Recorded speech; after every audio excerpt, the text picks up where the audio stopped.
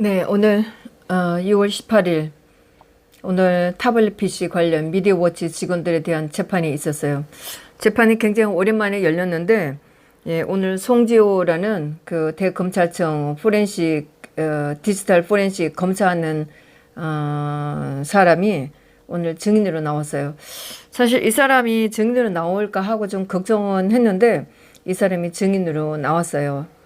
그렇게 해서 2016년 10월 25일 타블렛 PC를 받아서 이미징을 하고 복사를 뜬 거죠.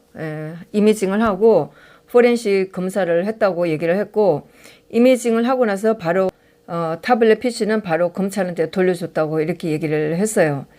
근데 이제 이 사람이 하는 얘기가, 이렇게 중요한 자료를 받아서 조사를 하게 되면 통합 디지털 시스템에 등록을 해야 되는데, 이 사람이 그걸 하지 않고 이미징을 하고 포렌식 검사를 했다는 거예요.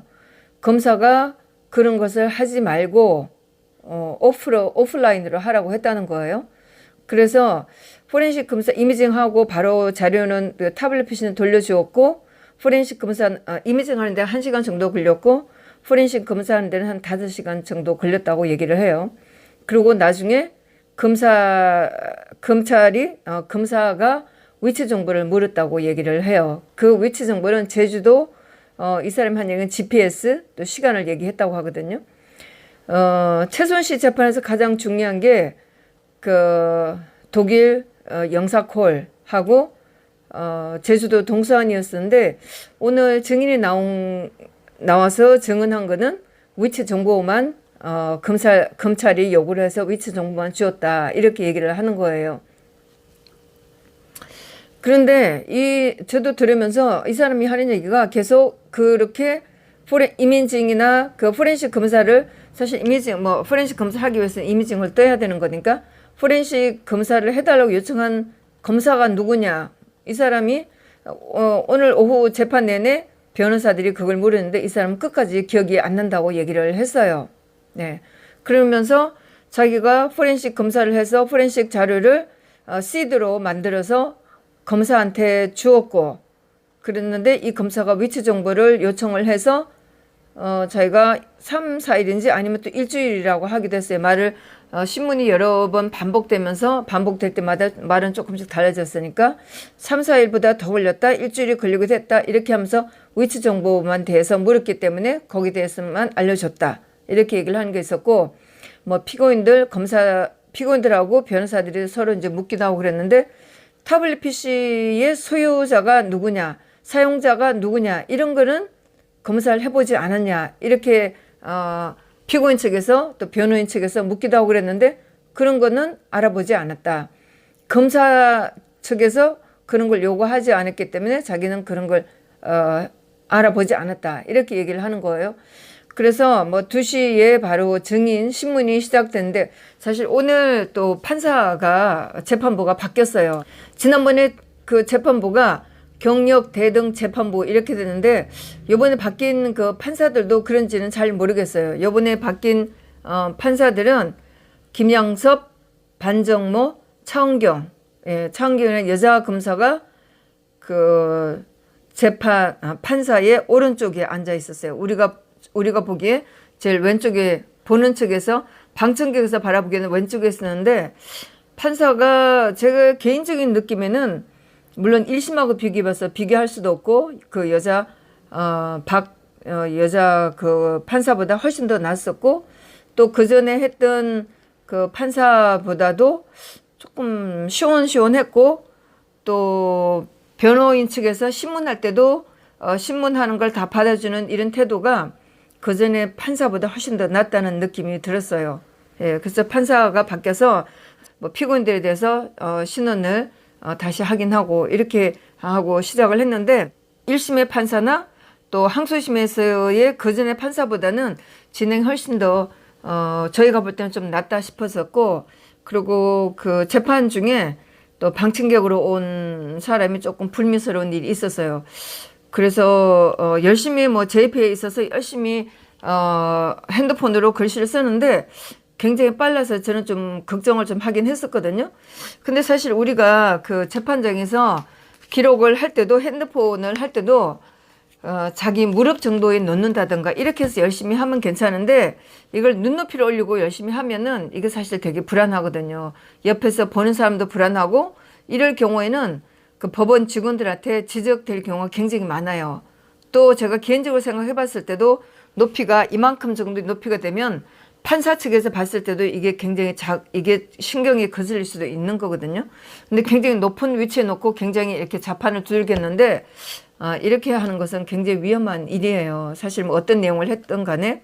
그래서 거기에 좀 발각되는 경우가 있어서 굉장히 저는 조바심을 냈는데 판사가 신원을 확인하고 주민등록증을 확인하고 적어놓고 퇴출을 해라 이렇게 해서 좀 조용히 넘어갔어요. 사실 뭐 그 전에 재판들 같으면 이럴 경우에는 난리가 나죠. 완전히 뭐 중계를 했다고 해서 굉장히 큰 일이 나는 건데 오늘 판사는 그 정도는 아니었었어요. 그래서 진행이 좀 매끄러웠었고 방청객 변호인 측에서 대하는 태도도 좀 달랐었고 방청객에게 물론 하면서 이 검사 오늘 증인으로 나온 사람이 자기가 그 포렌식 검사를 했음에도 그때 검사가 누군지를 모른다, 굉장히 모른다고 기억이 안 난다고 하는 경우가 굉장히 많아서 저희가 한숨도 쉬고 걱정을 많이 했는데 뭐 소리를 내지 말라 말은 했지만 그렇게 심하게 우리를 위협하는 수준은 아니었었어요. 그렇게 해서 결론은 포렌식 검사 통합 디지털 시스템을 등록하지도 않고 이미징을 하고 포렌식 검사를 했다. 그런데 그거를 요청한 검사가 누구인지도 모르고 자기는 자료를 만들어서 그 검사한테 줬다. 또 위치 정보를 물어서 그 검사한테 얘기를 했고 전화로 몇 번 얘기를 했다. 그런데 그 위치 정보에 대해서는 자기가 오프로 연락을 했다고 하고 다른 것도 전화를 했다고 하는데 그게 어떤 건지는 묻진 않았었어요. 근데 여러 번 전화를 했다 이런 얘기도 나왔었어요. 똑같은 질문이었는데 이게 2시부터 한 2시 반 정도 새로운 판사가 바뀌었기 때문에 확인하는 절차가 끝나고 나서 증인에 대한 신문이 있었는데 6시 7시 가까이 돼서 6시 40분 가까이 돼서 끝나면서도 계속 똑같은 질문을 계속 반복하고 뭔가 더 그 검사들이 누군지 알아보려고 계속 신문을 했음에도 불구하고 그 이름은 나오진 않았었어요. 똑같은 얘기를 했었고 나중에 차기한 변호사 같은 때는 좀 기술적인 문제가 많았었어요. 이거는 뭐 제가 얘기하기가 좀 어렵고 그 기술적인 문제 가지고 얘기를 하면서 그 사라진 카톡방 여기 대해서 얘기를 했는데 그때는 이 증인도 이 기술자도 좀 말이 버벅대는 경우가 있었어요. 좀 몰린다는 느낌이 들었었어요. 그래서 이런 뭐 자세한 얘기는 제가 다 하기에는 굉장히 조심스러운 얘기고 전체적으로 봤을 때 이미징을 뜨고 포렌식 검사를 했고 거기에 대한 자동 분석 자료는 바로 검사한테 보고를 했는데 그 검사가 누군지도 모른다. 위치 정보를 물은 검사도 누군지를 모른다. 이렇게 하는 오늘 증인 신문이었는데 내용 자체는 굉장히 중요한 내용이었다고 생각을 해요. 하여튼 오늘 그래서 아주 제가 봤을 때는 중요한 재판이었었고 하면서 이 증인으로 나온 사람이 누가 이 포렌식 검사를 요청한 검사도 모르고 위치 정보를 요청한 검사들 모르고 계속 모른다고 하니까 차기현 변호사가 소리를 버럭 질렀어요. 대통령이 한나라 일국의 대통령이 탄핵되는 사건이 있는데 이거를 모른다고 하느냐 소리를 질렀는데 저는 그걸 보면서 눈물이 나더라고요. 이렇게 대통령을 파면시키는 이런 일을 하면서 이렇게 얼렁뚱땅했구나. 그러면서 저는 이해가 안 되는 게 이 JTBC에서 10월 18일 날 2016년 10월 18일 날 이 타블렛 PC를 입수를 해서 얘네가 주물럭거리다가 10월 24일 날 중앙법원에 와서 이거를 제출을 했고 그리고 25일 날 검사가 대검찰청에 디지털 포렌식 검사하는 데다 요청을 그랬는데 어떻게 이 검사가 이 자세한 거 이게 사용자가 누구인지 묻지도 않고 어떻게 위치 정보에 대해서만 물었을까? 저는 이게 이해가 안 되는 거예요. 그리고 10월 30일 날 이렇게 다른 자료 이렇게 나온 거 굉장히 중요한 자료가 있어요. 이때 훼손된 이런 얘기도 나오는데 이거는 제가 얘기할 정도는 아니고 이렇게 하면서 어떻게 그 일사천리로 JTBC하고 검사하고 이게 손이 맞아서 손발이 맞아서 이렇게 엉터리로 할 수가 있었나. 저는 이게 이해가 안 되는 거예요. 예. 뭐 차기현 변호사가 일국의 대통령을 탄핵시키는 이건데 어떻게 기억이 안 날 수가 있느냐 이렇게 소리를 질렀지만 또 저도 그걸 보면서 어떻게 이렇게 할 수가 있을까. 검사들이 당시에 무슨 생각을 하면서 이렇게 허술하게 이런 걸 했을까. 어떻게 기록도 안 남기고 이미징을 뜨고 포렌식을 하고 그게 전부 다 기록을 남기지 않고 이렇게 했을까. 이런 생각을 했고 어쨌든 오늘 나온 증인이 이거를 CD로 만들어서 이렇게 검찰한테 줬다고 하니까 중앙법원에는 있을 거다. 이렇게 했으니까 자료를 받아보면 좀 더 뭐 검찰이 포렌식 검사한 내용들은 알 수가 있겠죠. 예, 이렇게 했는데 오늘 나온 송지한 그 디지털 포렌식 검사하는 수사관 이 사람이 그때의 이 포렌식을 해달라고 요청하는 검사나 위치 정보를 요청한 검사나 전부 모른다고 해서 그러면서 또 정우성 씨의 그 휴대폰 녹음한 거 이런 얘기도 나왔어요. 그래서 제가 그 제 노트를 찾아봤는데 2017년 12월 13일 날 정우성 씨의 그 휴대폰에 녹음된 거를 튼 날이었었어요.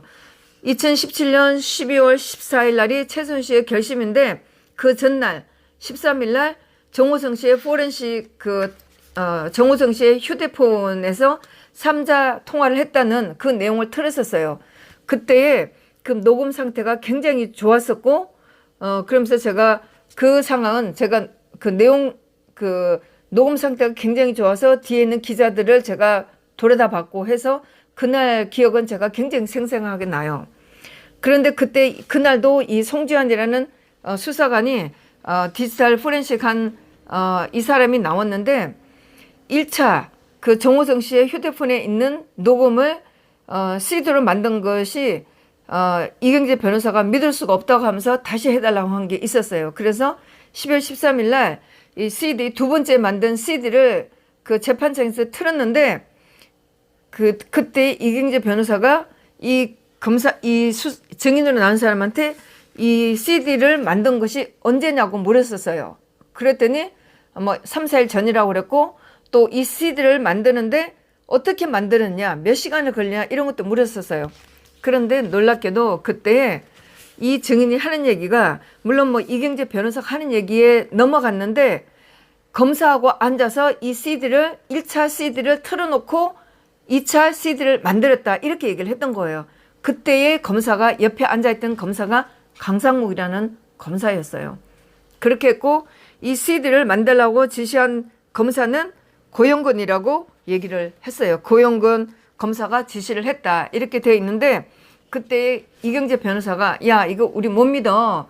1차 그 포렌식 한 자료가 믿을 수가 없어서 다시 해달라고 했는데 1차를 틀어놓고 거기에 모자라는 걸 집어넣고 빼고 한 거 이런 거 못 믿는다. 이렇게 한마디로 잘라버렸어요. 거기에 대해서 제가 그때 재판을 보면서도 그 검사나 판사가 거기에 대해서 그렇게 큰 저항이 없었던 걸로 제가 기억을 해요.